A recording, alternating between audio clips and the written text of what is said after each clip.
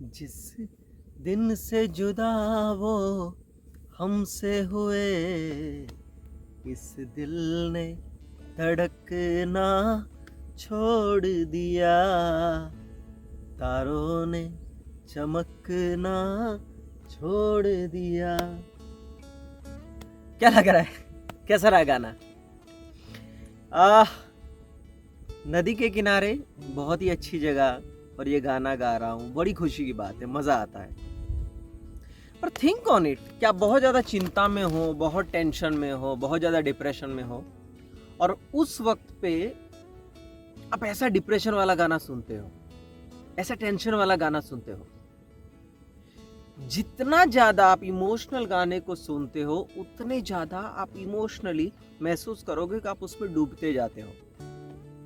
मैं कई बार जवानों के साथ बात करता हूँ और जवान लोगों से जब मैं बात करता हूँ, उनके प्रॉब्लम्स को जानता हूँ, समझता हूँ, तो मुझे पता चलता है कि जब प्रॉब्लम की शुरुआत हुई थी तब से और आज जो वो कंडीशन में है, ये वक्त के दौरान इन्होंने जितना ज़्यादा इमोशनल म्यूज़िक को सुना, जितने ज़्यादा सैड सॉन्ग्स को सुना, तो वो सारे सैड सॉन्ग्स कहीं ना कहीं उनके दिल और उनके दिमाग में कुछ इस तरह हावी होने लगे कि ऑटोमेटिकली वो लोग ज़्यादा से ज़्यादा सैड होने लगे।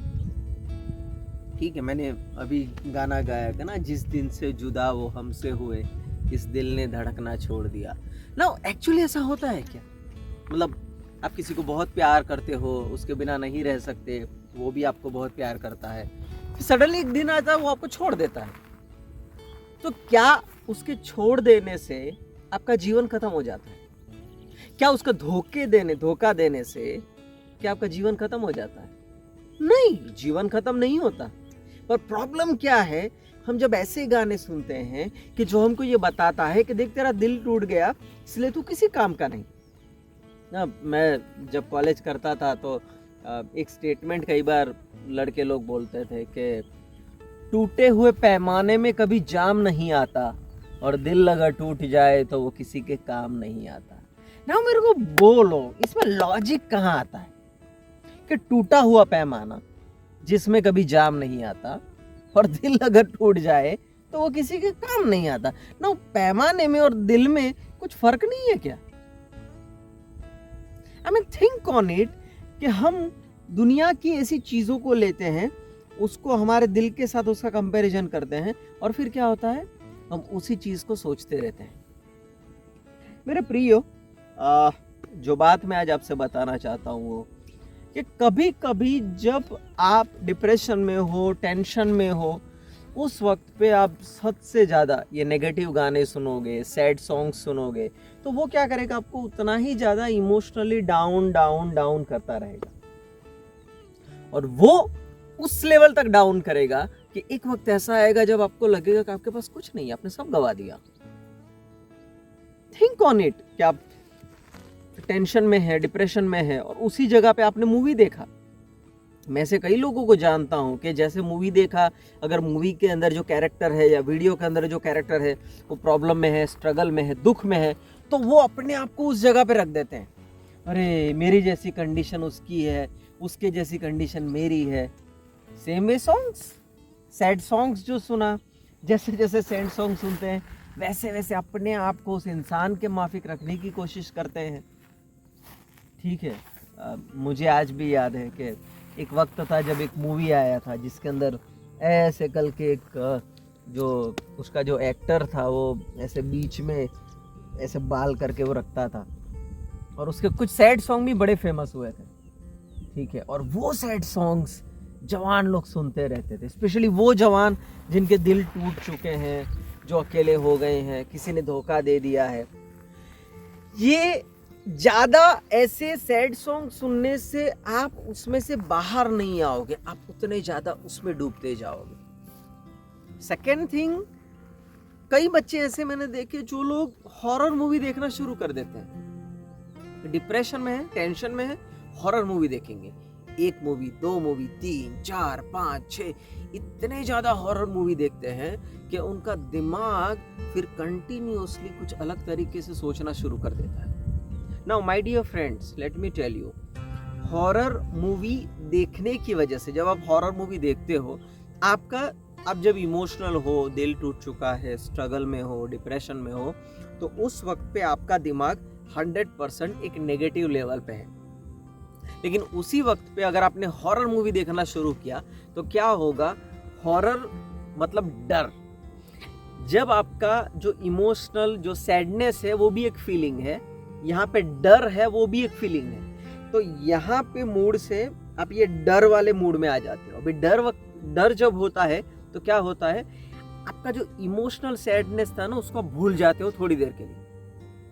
लेकिन ये जो डर वाला जो कॉन्सेप्ट है थोड़ी देर के लिए आपको ठीक है संभाल लेगा, लेकिन लॉन्ग टर्म पे क्या होगा कि आप बहुत ज्यादा डरने लगोगे। पहले क्या था, हम सैड थे, दुखी थे, निराश थे, ओके।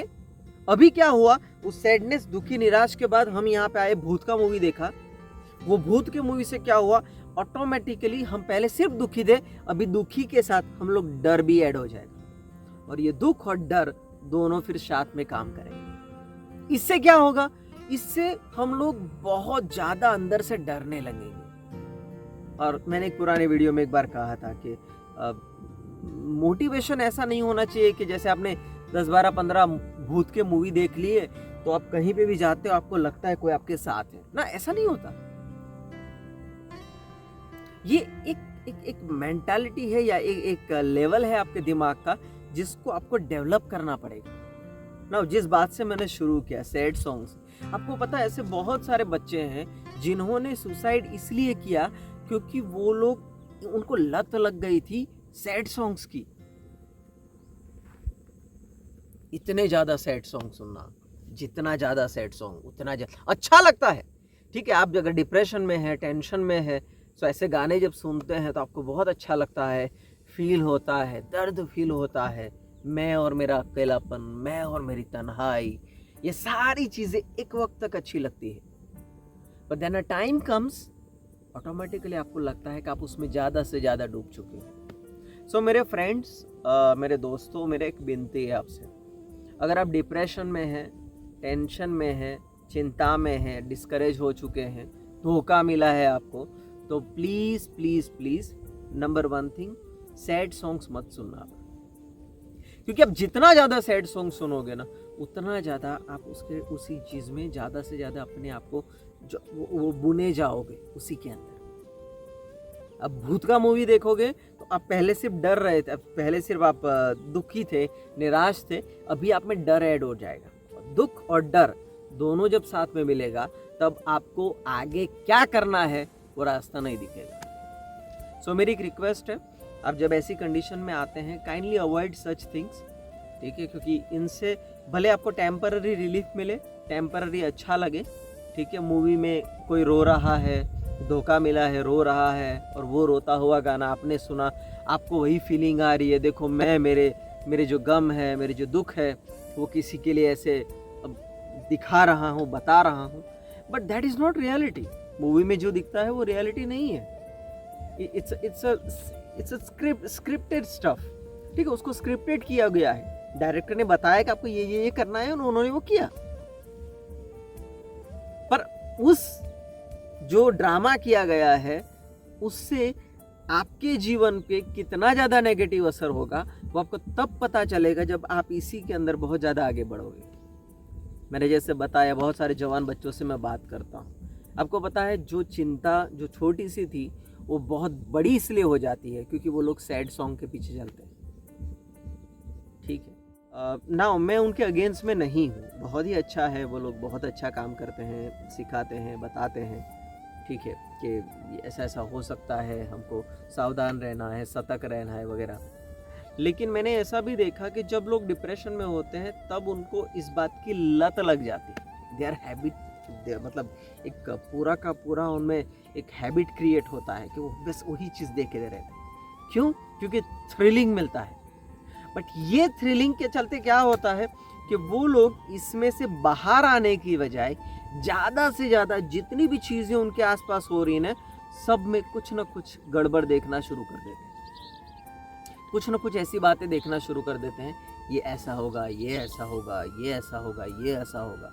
और ये नेगेटिविटी जो थोड़ा सा शुरू हुआ है फिर एक लास्ट स्टेज तक उनको ले जाती है।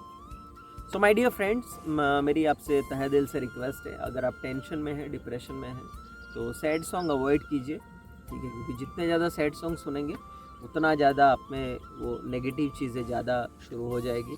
सेकेंड थिंग, अगर आप सैड है, डिस्करेज हुए हैं, तो भूत के मूवी और हॉरर मूवीज़ देखना बंद कर दीजिए, क्योंकि एक वक्त तक वो धीरे धीरे आपको अच्छा लगेगा, क्योंकि आपका दिमाग वो चीज़ भूल जाएगा, लेकिन लॉन्ग टर्म पे फिर वो आपके लिए प्रॉब्लम क्रिएट कर सकता है। एट द सेम टाइम कुछ लोग जब डिप्रेशन वगैरह होते हैं तो दारू वगैरह पीना शुरू कर देते हैं।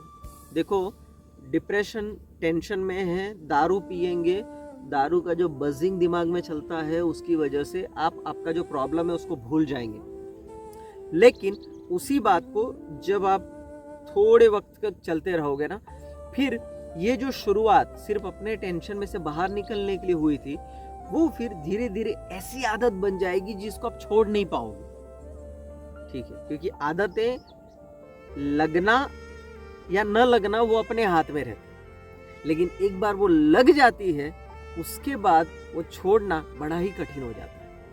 हमको कभी कभी लगता है कि मैं कर सकता हूँ या मैं कर सकती हूँ, लेकिन आप लॉन्ग टर्म का देखो, नहीं कर पा रहे, ठीक है। और अभी के जो यंगस्टर्स है, ठीक है, वो पहले के मुताबिक जो पहले जो होता था उसके मुकाबले उनका जीवन बहुत ज़्यादा चेंज हो चुका है। सो काइंडली ये सारी बातों का ध्यान रखिए and be helpful to yourself, ठीक है। ऐसे जब स्ट्रगल आते हैं, मैं बार बार बोलता हूँ कि आप गार्डनिंग करिए, ठीक है, कुछ खाना बनाना शुरू कर दीजिए, छोटा छोटा खाना पकाइए घर पे, या कुछ छोटी मोटी और बातें कर सकते हैं तो वो करने की कोशिश कीजिए। ये सारी चीज़ें आपको प्रिपेयर करेंगे, ये सारी चीज़ें आपको तैयार करेंगी, ठीक है। या फिर ऐसी कोई एक्टिविटीज़ करिए, पेंटिंग करना है, ठीक है, ऐसी कोई एक्टिविटी करिए जैसे कुछ बनाना है वगैरह, तो वो चीज़ें आपको ज़्यादा से ज़्यादा क्रिएटिव बनाएंगी। So thank you very much for watching my video. God bless you all.